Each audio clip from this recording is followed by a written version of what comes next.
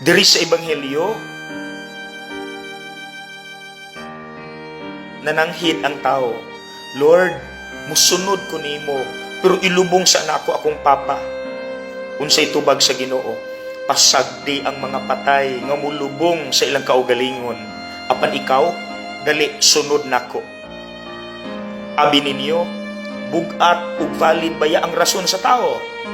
Kay sumala sa ilang kultura, sacred obligation ang pag-atiman sa ginikanan ug kung sila mamatay ilubong og sakto.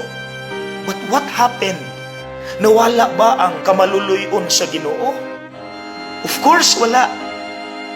Ang sa Ginoo lang, kabalo manggod siya nga kita maayo ta mangitag rason. Dayon ang ato rabang mga rason, mga valid nga pwedeng ipuli to excuse ourselves nga mohimo sa pangginoo. Mga igsuon, wala mawala ang kamaluluyon sa Ginoo forever na. In fact, naamay mga rason nga bugat ug valid yun nga makasabot yun ang Ginoo. Like for example, Padre, wala gyud ko nakasimba atong Domingo kay ang akong mama naa sa ICU, walay laing mo bantay, ako ra gyud. Kinsa may dili makasabot ana.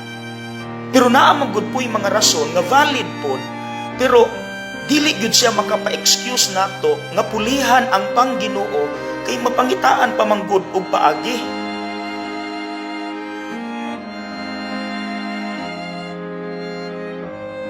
Mga igsuon akong hangyo, human ninyong tan-aw sa video, tagae gyud ni og dako kaayo nga pagtagad.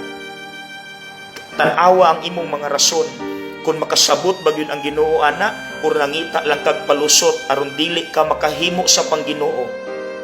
Kay kung buton naon ang imong rason, mapangitaan pag yun unta o pamaagi.